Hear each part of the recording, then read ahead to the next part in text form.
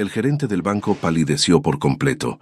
Sus manos temblaron mientras alcanzaba el teléfono. «Cierra las puertas del frente», le dijo a su asistente, «y llama a la policía ahora mismo». Me miró como si acabara de entregarle una granada activa en lugar de la vieja libreta de ahorros de mi abuelo muerto. La misma libreta que mi madre tiró a la basura apenas ayer, llamándola chatarra inútil que debió quedarse enterrada con él. Estaba tan segura de que no significaba nada. Resulta que algunos secretos se niegan a quedarse en la tumba, y algunos de ellos tienen dientes afilados. Pero me estoy adelantando. Déjenme empezar desde el principio. Mi nombre es Daniela Guerrero. Tengo 31 años, y hasta esa mañana pensé que lo más emocionante de mi semana sería pelear con mi casero por el calentador roto de mi departamento. Trabajo como asistente legal en un pequeño despacho de abogados en Querétaro. No es glamoroso. El pago es modesto. Mi carro tiene 12 años y hace un sonido como de ballena moribunda cada vez que doy vuelta a la izquierda. Pero soy buena en mi trabajo porque noto cosas. Hago preguntas. No suelto nada hasta encontrar respuestas. Mi familia siempre ha considerado esto un defecto de carácter. El funeral fue un martes. Mi abuelo Ernesto Guerrero había fallecido a los 89 años. Vivía en una modesta hacienda a unas 2 horas fuera de la ciudad, el tipo de lugar con un portal amplio y campos que se extendían hasta el horizonte. Todos asumían que no tenía nada, solo un anciano en una casa vieja, viviendo sus últimos años en tranquila simplicidad. Eso es ciertamente lo que mi madre quería que todos creyeran. El servicio fue pequeño, eficiente y frío, exactamente el estilo de Mercedes. Mi madre siempre ha creído que las emociones son una forma de debilidad y los funerales no son la excepción. Organizó todo como un evento corporativo. 30 minutos para la ceremonia, 45 minutos para la recepción y luego todos a casa, sin quedarse de más, sin lágrimas innecesarias. El catering era de un lugar que claramente creía que la mayonesa era un grupo alimenticio. Mi abuela se habría levantado de su tumba solo para quejarse de la ensalada de papa. Ella tenía estándares. Mercedes no. Mi hermano Ricardo apareció 40 minutos tarde con un traje que costaba más que mi carro. Dijo que el estacionamiento estaba difícil. La hacienda tiene un lote de grava del tamaño de una cancha de fútbol. Pero claro, Ricardo, el estacionamiento. Apenas parecía triste. Aunque Ricardo nunca ha sido particularmente bueno con emociones que no lo beneficien directamente. Abrazó a nuestra madre, estrechó algunas manos y pasó la mayor parte de la recepción revisando su celular, probablemente monitoreando sus inversiones. A Ricardo le encanta hablar de sus inversiones. Me quedé en una esquina viendo a mi familia interpretar el dolor como una obra de teatro, y pensé en mi abuelo. Ernesto Guerrero fue contador durante 40 años. Los números eran su lenguaje. Podía mirar una hoja de cálculo y ver historias que otros perdían. También era ajedrecista, y uno bueno. Me enseñó a jugar cuando tenía 7 años, sentados en ese portal amplio con un tablero entre nosotros y limonadas sudando en el calor del verano. Solía decir que el ajedrez no se trataba de las piezas que capturabas. Se trataba de las posiciones que creabas, las trampas que tendías, la paciencia para esperar a que tu oponente cometiera un error. Su frase favorita era esta: la verdad es paciente, puede esperar más que cualquier mentira. Nunca entendí qué quería decir con eso. No hasta ahora. 2 semanas antes de morir lo visité en la hacienda. Estaba débil.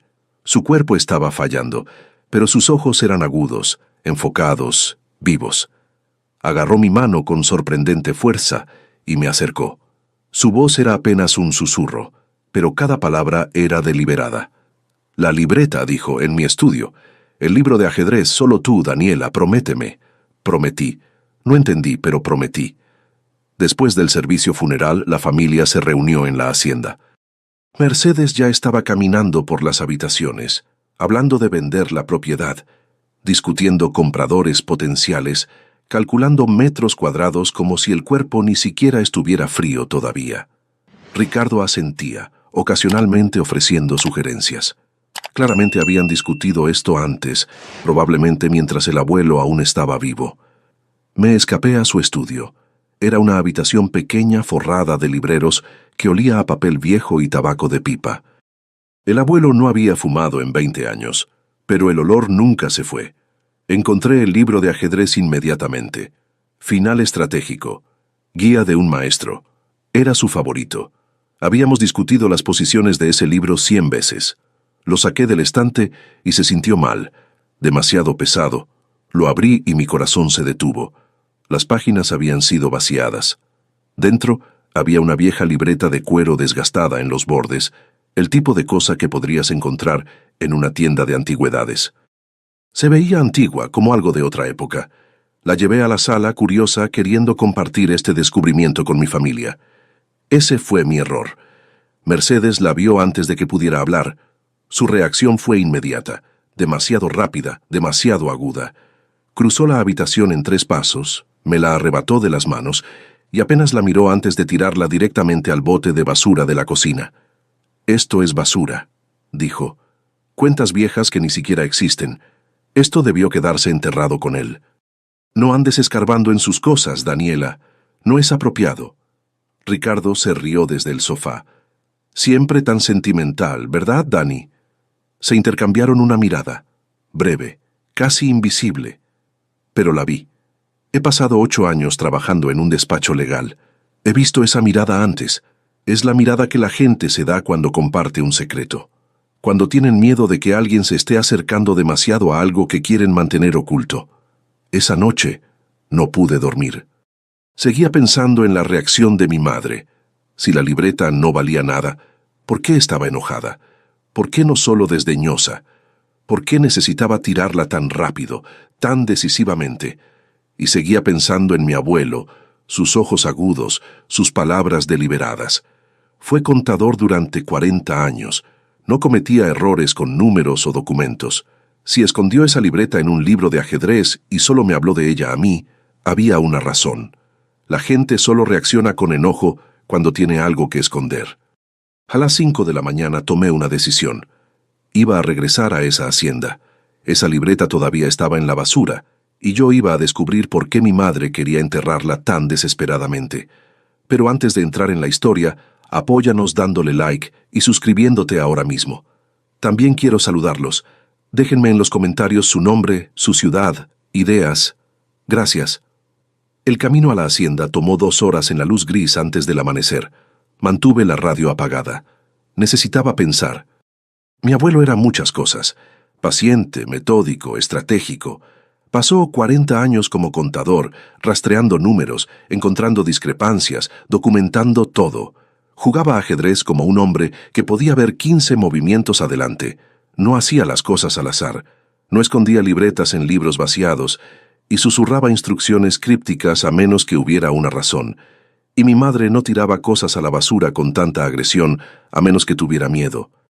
Llegué a la hacienda justo cuando la primera luz estaba rompiendo sobre los campos. El cielo se pintaba en tonos de morado y dorado, sin otros carros, sin nadie más alrededor. Perfecto. Entré con la llave extra que el abuelo guardaba bajo el 3er escalón del portal. La casa estaba silenciosa, quieta, como conteniendo la respiración. Fui directo a la cocina. El bote de basura estaba exactamente donde lo dejé. Saqué la bolsa, la puse en el piso y empecé a escarbar. Ahí estaba yo, una mujer adulta con un título universitario, hasta los codos en basura a las 5:30 de la mañana, como un mapache en ropa semiformal. Mi abuelo habría estado orgulloso. Mi terapeuta habría tenido preguntas. La libreta estaba cerca del fondo, debajo de pozos de café y servilletas de papel de la recepción del funeral. La saqué, la limpié con mi manga y la examiné apropiadamente por primera vez. La cubierta de cuero era vieja y desgastada, hecha para parecer algo de hace décadas. Pero cuando la abrí, algo era diferente. El número de cuenta dentro no coincidía con la apariencia antigua. El formato estaba mal, demasiados dígitos, demasiado moderno.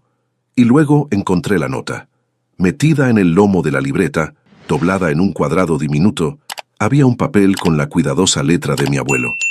Número de cuenta 77412289.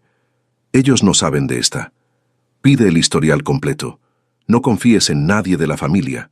Solo tú, Daniela. Lo leí 3 veces. Ellos no saben. Significaba Mercedes.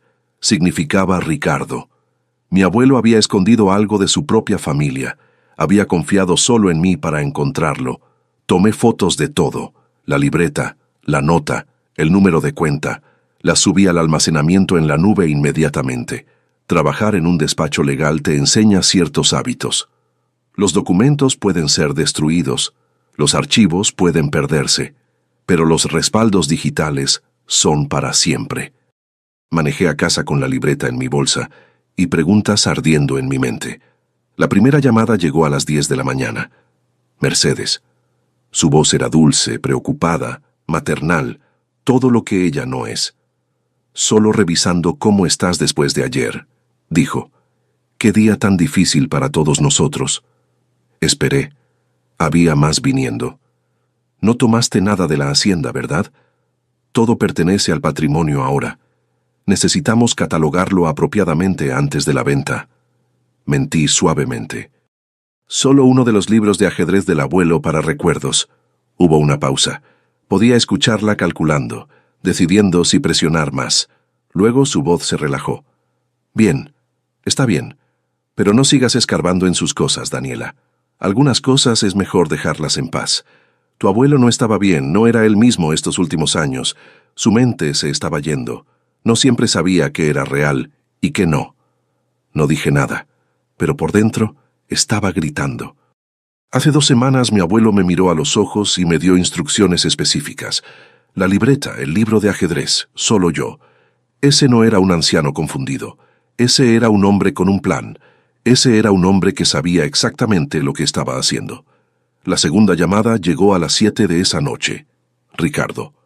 Mi hermano, que no me había contactado voluntariamente en 6 meses, de repente quería platicar. Mi hermano llamándome para ver cómo estaba era tan natural como un gato ofreciéndose a hacer tus impuestos. La última vez que Ricardo me contactó voluntariamente fue hace 3 años para preguntarme si todavía tenía los palos de golf de papá. Los tenía, se los llevó. Nunca los volví a ver. Algunos patrones aprendes a reconocer. «Hola, Dani», dijo, su voz demasiado casual, demasiado amigable. «Mamá mencionó que has estado preguntando por las cosas del abuelo. Solo quería asegurarme de que estés bien». «Estoy bien», dije, «solo procesando». Él tarareó comprensivamente, luego con cuidado. «Sabes, el abuelo realmente no tenía mucho, ¿verdad? La hacienda, algunos muebles. Mamá y yo ya hablamos de eso. Ella va a manejar la venta. Yo me encargaré de lo de la propiedad. No necesitas preocuparte por nada de eso». Y ahí estaba. Ya habían dividido todo. Mercedes se queda con el dinero. Ricardo se queda con la propiedad. Daniela no recibe nada. Asumieron que solo lo aceptaría. Asumieron que no haría preguntas. Sus palabras de despedida. «Solo déjalo ir, Dani. Ya sabes cómo se pone mamá. No vale la pena la pelea». Después de colgar, me senté en mi departamento y pensé en el tiempo. Mercedes llamó a las 10. Ricardo llamó a las 7, 9 horas de diferencia, casi como si estuvieran coordinando, casi como si estuvieran verificando qué sabía yo, confirmando sus historias, asegurándose de que sus mentiras estuvieran alineadas. Tenían miedo de algo, por eso llevo registro de todo. Cada conversación, cada fecha, cada detalle.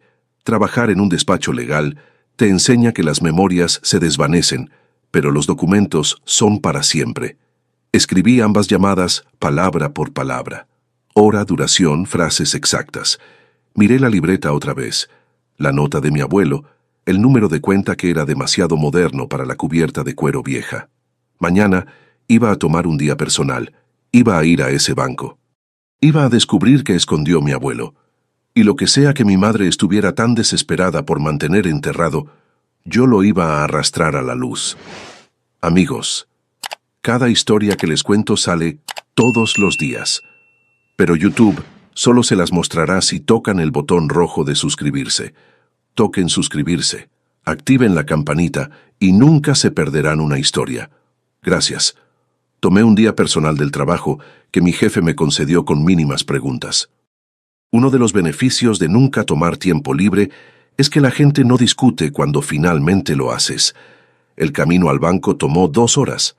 Primer Banco Regional de Ahorros había sido absorbido por una institución más grande hace años, pero la sucursal principal todavía existía en un pueblo pequeño llamado Tequisquiapan.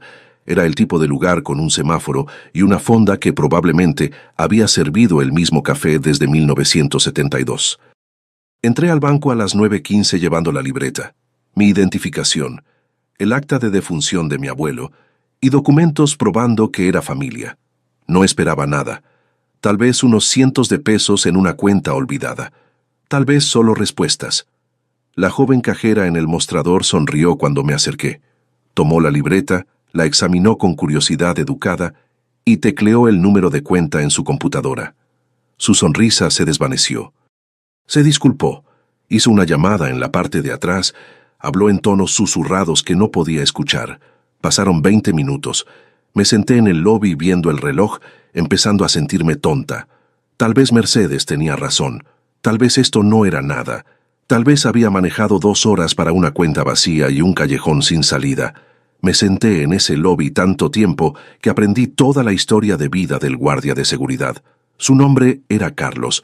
Estaba entrenando para una carrera de 5K. Su esposa lo hizo dejar el pan. Nunca he visto a un hombre verse tan triste, parado a 1 metro de un tazón de mentas de cortesía. Entonces apareció un hombre en traje caro, alto, gris en las sienes, con el tipo de cara que era profesionalmente neutral. Se presentó como Teodoro Calderón, gerente regional. Me pidió que fuera a su oficina privada. Sus manos estaban ligeramente inestables cuando tomó la libreta de mí.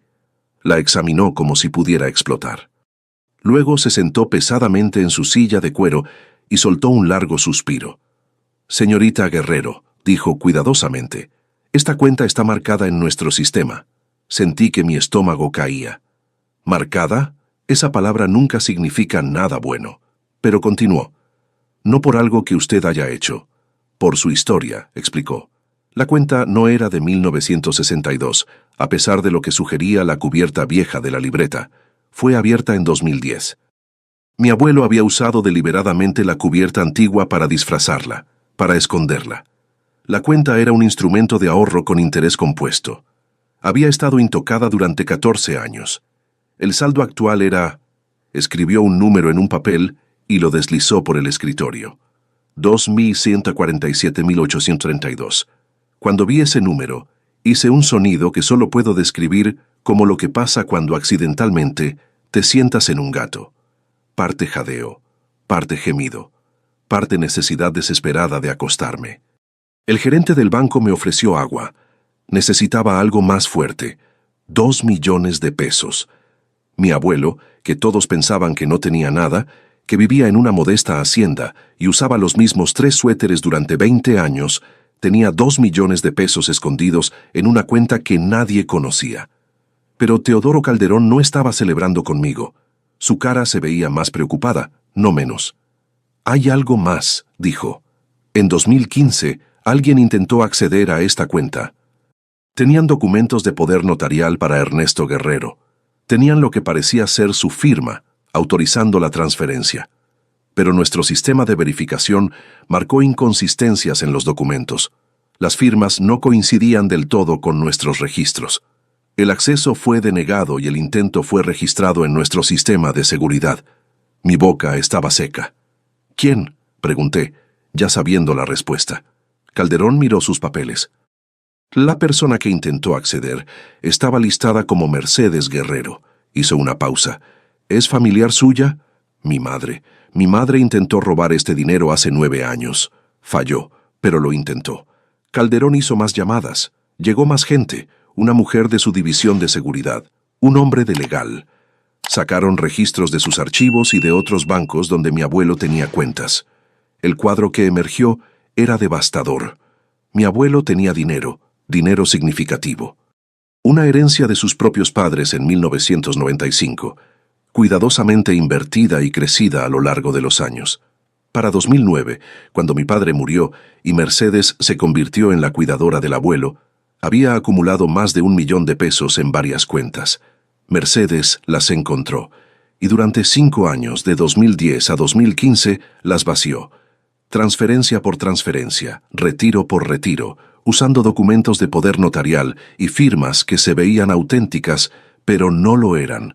Robó aproximadamente 5 millones de pesos de mi abuelo.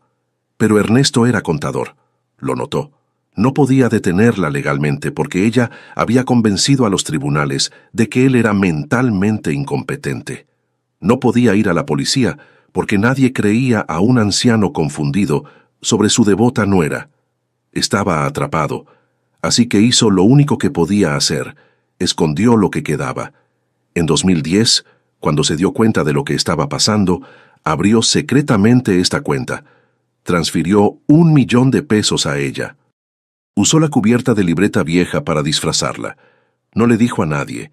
Esta cuenta era su bote salvavidas, su póliza de seguro, su movimiento final en un juego de ajedrez contra una mujer que había robado todo lo demás de él. Calderón me miró con algo parecido al respeto. «Hay una cosa más que debería saber», dijo. En 2019, su abuelo presentó una queja formal con nuestro departamento de fraude. Afirmó que su nuera le estaba robando. Dijo que nadie le creería porque había sido declarado mentalmente incompetente. Hizo una pausa. No pudimos proceder sin la documentación original de la cuenta, sin prueba de que tenía activos a los que ella no debía acceder. Sin esto, levantó la libreta. Su abuelo estaba tratando de probar que lo estaban robando. Y ahora usted acaba de traernos la evidencia que él no pudo proporcionar mientras estaba vivo. Me senté en esa silla de cuero sosteniendo el secreto de mi abuelo muerto. Y finalmente entendí. Ernesto no se había rendido. No se había entregado a la confusión o la desesperación. Había pasado 9 años construyendo un caso, preparando evidencia, esperando el momento correcto, y había dejado la llave con la única persona en quien confiaba para terminar lo que él empezó. Yo. Calderón alcanzó su teléfono. «Señorita Guerrero», dijo, «necesito contactar a nuestra división de seguridad, y creo que necesitaremos involucrar a las autoridades. Esta cuenta es evidencia de crímenes financieros serios». Asentí lentamente. Había venido aquí sin esperar nada. Tal vez unos cientos, tal vez cierre. En cambio, encontré 2 millones de pesos y prueba de que mi madre era una ladrona. Y en algún lugar estaba absolutamente segura de que mi abuelo estaba sonriendo. La policía llegó al banco dentro de 2 horas de la llamada de Teodoro Calderón. 2 detectives de la División de Delitos Financieros, ambos cargando libretas y el tipo de expresiones que sugerían que habían visto esto antes. Abuso financiero de ancianos, lo llamaron. Uno de los crímenes de más rápido crecimiento en México. Y los perpetradores casi siempre son familia. La detective principal era una mujer llamada Tabitha Jiménez, 40 y tantos, ojos agudos, actitud directa. Había trabajado en delitos financieros durante 15 años, y me dijo algo que se me quedó grabado. «Estos casos me rompen el corazón cada vez», dijo, «porque las víctimas están atrapadas, dependen de las personas que les están robando, aman a las personas que les están haciendo daño, y cuando intentan hablar, nadie les cree». Miró la libreta en mis manos. Su abuelo contraatacó de la única manera que pudo, con documentación, con evidencia, con paciencia. La investigación se movió rápidamente después de eso. Calderón proporcionó los registros del banco. El intento de acceso de 2015 estaba documentado en detalle. Las firmas falsificadas, el poder notarial fraudulento, las alertas de seguridad que habían detenido la transferencia. Todo estaba ahí, preservado en los archivos digitales del banco como una mosca atrapada en ámbar. Pero eso fue solo el principio. 3 días después de mi visita al banco, recibí una llamada telefónica que cambió todo. La voz al otro lado era vieja, pero firme. Se presentó como Lorenzo Blanco, abogado 75 años, y amigo de Ernesto Guerrero durante más de 40 años. Su abuelo me dio instrucciones específicas, dijo. Si moría, debía contactarla a usted. Solo a usted. A nadie más en la familia. Fue muy claro sobre eso. Manejé a su oficina esa tarde. Era un despacho pequeño en una parte tranquila de la ciudad, el tipo de lugar donde los abogados todavía tienen libreros de madera y diplomas enmarcados de hace décadas. Blanco me recibió en la puerta. Era alto, ligeramente encorvado con la edad, pero su apretón de manos era firme y sus ojos eran amables. Ernesto y yo jugamos ajedrez juntos durante 40 años, dijo. Era el hombre más metódico que conocí. Cuando vino a mí en 2020 y me dijo lo que estaba pasando, le creí inmediatamente, porque Ernesto no hacía acusaciones a la ligera y no venía con las manos vacías. Me llevó a su oficina y puso una carpeta gruesa en el escritorio entre nosotros. Su abuelo pasó 4 años construyendo esto, dijo. Sabía que nadie le creería mientras estaba vivo, así que se preparó para después.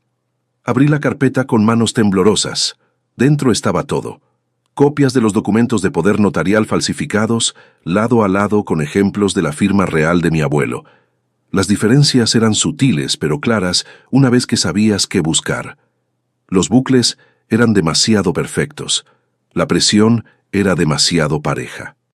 Mi madre había trazado su firma, probablemente de documentos a los que tenía acceso, y lo había hecho lo suficientemente bien como para engañar a la mayoría de la gente, pero no lo suficientemente bien como para engañar al sistema de verificación de un banco, y no lo suficientemente bien como para engañar a un contador que había pasado 40 años detectando discrepancias. Había estados de cuenta bancarios, registros de transacciones. Un registro detallado en la letra de mi abuelo documentando cada retiro sospechoso, cada transferencia que él no había autorizado, cada mentira que mi madre había dicho para cubrir sus huellas, fechas, montos, números de cuenta. 4 años de documentación meticulosa. Y en el fondo de la carpeta, en un sobre sellado, había una declaración jurada notariada, fechada en 2022. La leí lentamente, la voz de mi abuelo resonando en mi mente con cada palabra. Describió todo.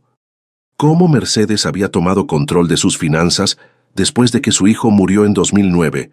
Cómo había convencido a los doctores de que él mostraba signos de demencia cuando no era así. Cómo lo había aislado del mundo exterior, controlando sus llamadas telefónicas, sus visitantes, su acceso a información. Cómo le había robado sistemáticamente durante años, mientras pretendía ser su devota cuidadora. Sus palabras finales en la declaración me golpearon como un puñetazo en el pecho. Estoy en pleno uso de mis facultades mentales. Sé exactamente lo que estoy haciendo. Dejo esta evidencia para mi nieta, Daniela, porque ella es la única que hará lo correcto. Siempre ha hecho las preguntas que otros tenían miedo de hacer. Confío en que ella terminará lo que yo no pude. Con todo mi amor, abuelo Ernesto. Me senté en esa oficina y dejé que las lágrimas vinieran. No de tristeza, de algo más difícil de nombrar. Orgullo, tal vez. Y dolor por todos los años que pasó solo, conociendo la verdad, incapaz de hacer que alguien le creyera. Si quieren saber cómo termina esta historia, y conocer muchas más, denle al botón rojo de suscribirse. Es gratis y me ayuda muchísimo. La detective Jiménez me llamó al día siguiente con más noticias, y esta vez no se trataba de mi madre. Hemos estado rastreando el flujo de dinero, dijo. ¿A dónde fueron los fondos robados después de que salieron de las cuentas de su abuelo? Y encontramos algo interesante sobre su hermano, Ricardo. Ricardo, el niño dorado, con sus trajes caros y su portafolio de inversiones, y su certeza arrogante de que era mejor que todos los demás. No solo recibió dinero de su madre, continuó Jiménez, creó una empresa fachada, Inversiones Garza S.A.D.C.V., registrada usando su segundo nombre. Más de 600,000 pesos fueron lavados a través de esa compañía durante 5 años. No era un beneficiario inocente, señorita Guerrero. Era un participante activo en el esquema. Mi hermano que me había llamado para decirme que lo dejara ir. Mi hermano que se había reído de mí por ser sentimental. Mi hermano había ayudado a mi madre a robarle a nuestro abuelo y había construido todo su estilo de vida con los procedimientos. Su casa, su carro, sus inversiones. Todo era dinero robado escondido detrás de papeleo corporativo y mentiras familiares. Pero las revelaciones no habían terminado. El equipo de Jiménez hizo verificaciones de antecedentes de todos los involucrados. Procedimiento estándar, dijo, y encontraron algo en el pasado de mi madre que lo explicaba todo. En 2002, la propia madre de Mercedes había muerto. La mujer tenía aproximadamente 200,000 pesos en ahorros. Cuando el patrimonio fue liquidado, casi no quedaba nada. Otros miembros de la familia habían sospechado algo en ese momento, pero no pudieron probarlo. El dinero simplemente se había esfumado. Mi madre había hecho esto antes, con su propia madre, 20 años antes de hacerlo con Ernesto. Y mi abuelo lo había sabido, por eso nunca confió en ella. Por eso había sido tan cuidadoso, tan metódico, tan preparado. Había visto su patrón, sabía de lo que era capaz, y había pasado sus últimos años asegurándose de que no se saliera con la suya una segunda vez. La detective Jiménez me pidió que cooperara completamente con la investigación, lo que significaba guardar silencio, no advertir a mi madre, no confrontar a mi hermano, asistir a cenas familiares y pretender que todo era normal mientras el caso se construía alrededor de ellos. 2 semanas de mentiras, 2 semanas de sentarme frente a personas que le habían robado a mi abuelo. Sonrieron en su funeral y dividieron su patrimonio como buitres picoteando un cadáver. La cena del domingo en casa de mi madre era tortura. El pollo de mi madre siempre ha sido un crimen contra las aves, pero esa noche se sintió apropiado. Ahí estaba yo, ahogándome con evidencia de mal juicio mientras estaba sentada frente a una mujer que había hecho del mal juicio toda su carrera. Mercedes habló sobre la venta de la hacienda. Había encontrado un comprador. Buen precio, cierre rápido. Ricardo asintió. Mencionó una nueva oportunidad de inversión que le emocionaba. Estaban tan confiados, tan seguros de que se habían salido con la suya con todo. Después de la cena, Mercedes me llevó aparte. Su voz era suave, preocupada, maternal. La actuación de su vida. Sé que no siempre vemos las cosas del mismo modo, dijo, pero somos familia. Tu abuelo querría que nos mantuviéramos unidos, que nos apoyáramos mutuamente. Mantuve mi cara neutral. Por supuesto, mamá, la familia primero. Durante 2 semanas tuve que pretender que no sabía que mi madre era esencialmente una criminal de cuello blanco. Cada vez que llamaba para quejarse del jardín de sus vecinos o del precio de los huevos en el súper, quería decir, ¿sabes qué más es caro, mamá? La prisión federal. Pero esperé. Documenté. Confié en el proceso. Mi abuelo me enseñó ajedrez cuando tenía 7 años. Su lección favorita. El mejor movimiento no siempre es el obvio. A veces sacrificas una pieza para ganar el juego. Había sacrificado sus últimos años tendiendo esta trampa. Sabía que no la vería cerrarse, pero sabía que yo sí. La llamada llegó un jueves por la mañana. La voz de la detective Jiménez era calmada y profesional. Señorita Guerrero, estamos ejecutando las órdenes hoy. Los arrestos serán simultáneos. Pensé que querría saberlo. Le agradecí, colgué, me senté en silencio por un largo momento. Mi madre estaba a punto de perderlo todo. Mi hermano estaba a punto de aprender que la traición tiene un precio. Y la paciencia de mi abuelo, finalmente, estaba a punto de dar frutos. Los arrestos ocurrieron a las 7 de la mañana, coordinados al minuto. Sin advertencia, sin oportunidad de que se contactaran entre ellos, coordinaran historias o destruyeran evidencia. La detective Jiménez lo había planeado perfectamente. No estuve ahí. Pero Jiménez me contó los detalles después y tengo que admitir, hubo cierta satisfacción en escucharlos. Mi madre contestó su puerta, todavía en bata, taza de café en mano. Vio las placas y los uniformes, y por solo un momento su máscara se resbaló. Imagino que se veía como una mujer viendo su mundo entero colapsar en cámara lenta.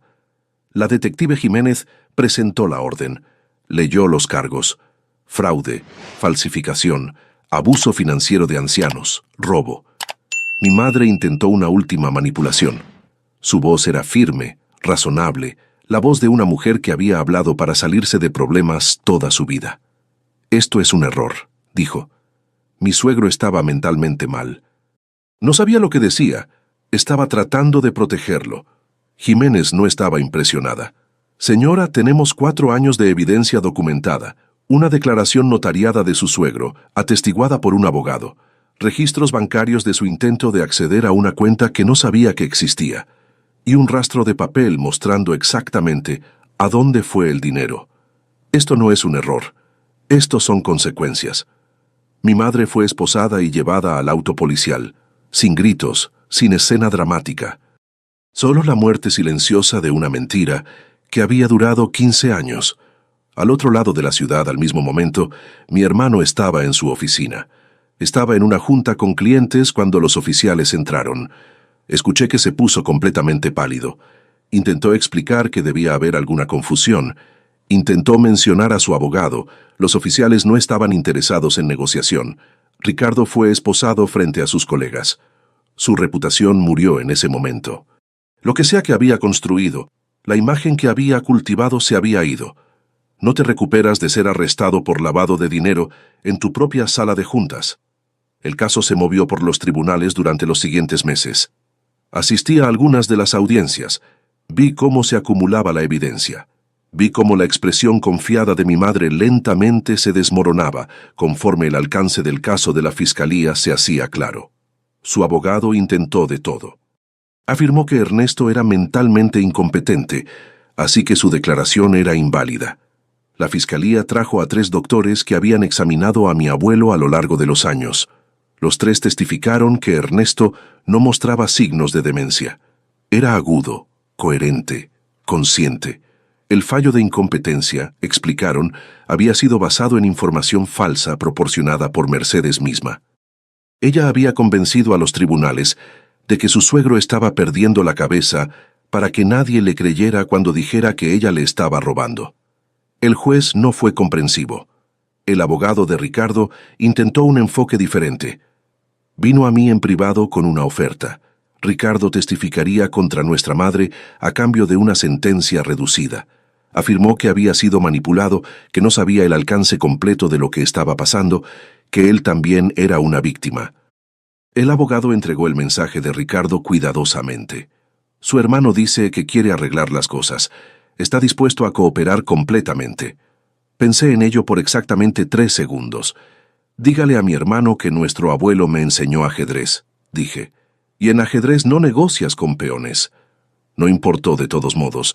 Los fiscales no estaban interesados en la cooperación de Ricardo. La empresa fachada probó que no era un receptor pasivo de generosidad familiar. Había creado estructuras corporativas para esconder dinero robado. Había firmado documentos. Había hecho transferencias. Sabía exactamente de dónde venía el dinero. Y había ayudado a ocultarlo. Sin trato. Cargos completos. La audiencia de sentencia fue en un día frío de febrero, 3 meses después de los arrestos. Juzgado federal. Paredes paneladas de madera.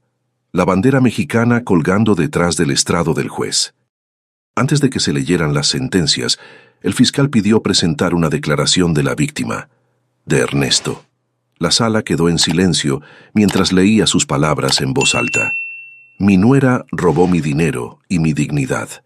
Convenció al mundo de que estaba perdiendo la cabeza mientras vaciaba mis ahorros de toda una vida. Nadie me creyó.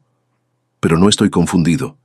Sé exactamente lo que me están haciendo y estoy dejando un registro para que algún día la verdad salga a la luz. Vi la cara de mi madre mientras esas palabras llenaban la sala. Miraba fijamente al frente, sin expresión, pero sus manos temblaban. Ricardo no me miraba a los ojos. Se veía más pequeño de alguna manera, disminuido.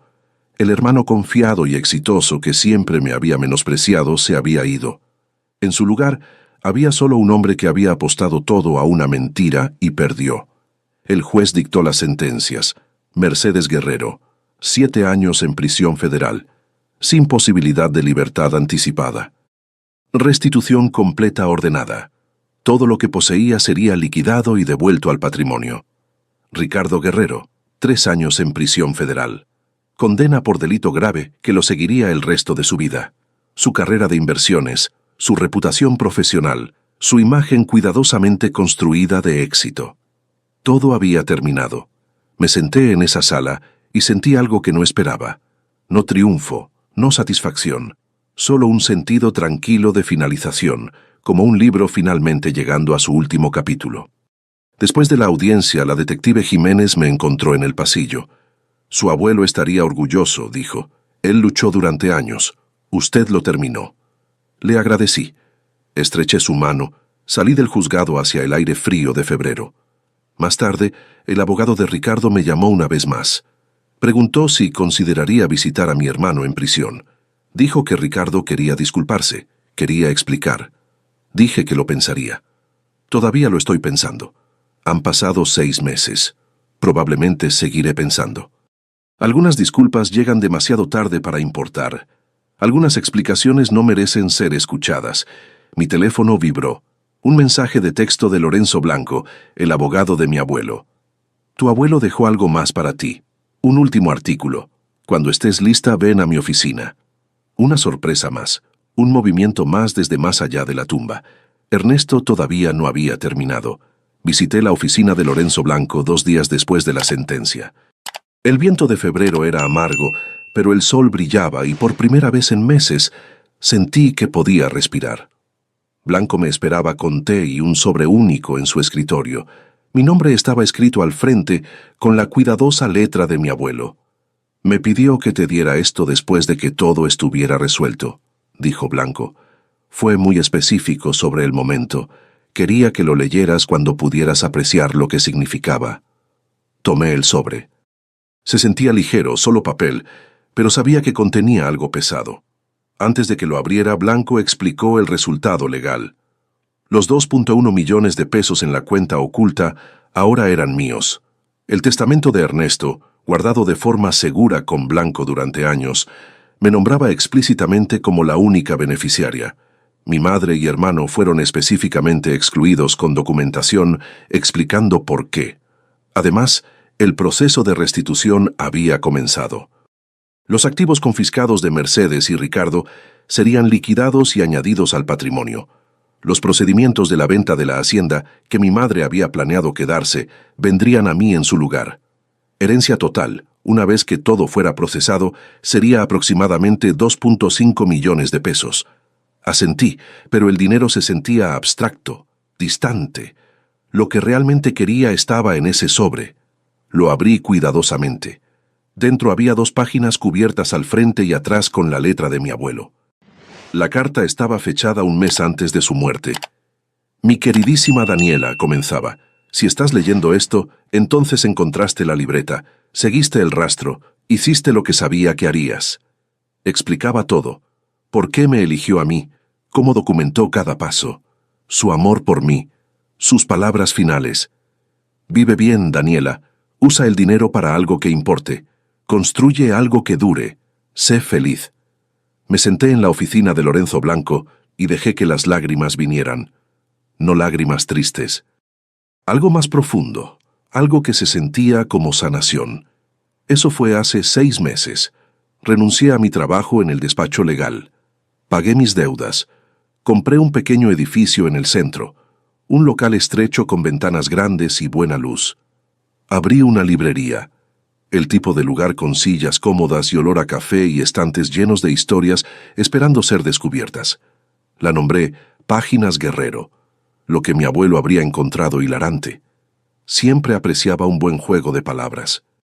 En la esquina trasera hay una mesa de ajedrez, 2 sillas, un tablero con las piezas listas. A veces los clientes se sientan y juegan. A veces me uno. Arriba de la mesa cuelga una fotografía enmarcada de mi abuelo, y junto a ella, en un marco simple de madera, su frase favorita: la verdad es paciente, puede esperar más que cualquier mentira. Mi madre escribe cartas desde prisión a veces, largas cartas divagantes llenas de culpa y excusas y demandas de perdón. Dice que traicioné a la familia. Dice que arruiné todo. Dice que le debo. No respondo. Algunas puertas, una vez cerradas, permanecen cerradas. La esposa de Ricardo lo divorció. Sus amigos desaparecieron. Cuando salga de prisión, tendrá un registro de delito grave y nada que mostrar por todos esos años de supuesto éxito. Las personas que tenían todo porque lo robaron ahora no tienen nada. Y yo tengo una librería. Tengo paz. Tengo el conocimiento de que mi abuelo pasó sus últimos años luchando por la justicia. Y yo fui quien la entregó. Si te gustó esta historia, haz clic en suscríbete y cuéntame en los comentarios qué parte te impresionó. Mañana hay más. Nos vemos allí. Esta narrativa Tiene como único propósito inspirar reflexión sobre las relaciones familiares, la importancia de la honestidad emocional, el perdón y el valor del tiempo.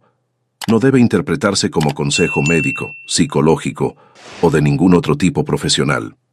Si estás enfrentando una enfermedad grave, conflictos familiares o situaciones emocionales difíciles, busca el apoyo de profesionales cualificados como médicos, terapeutas o consejeros.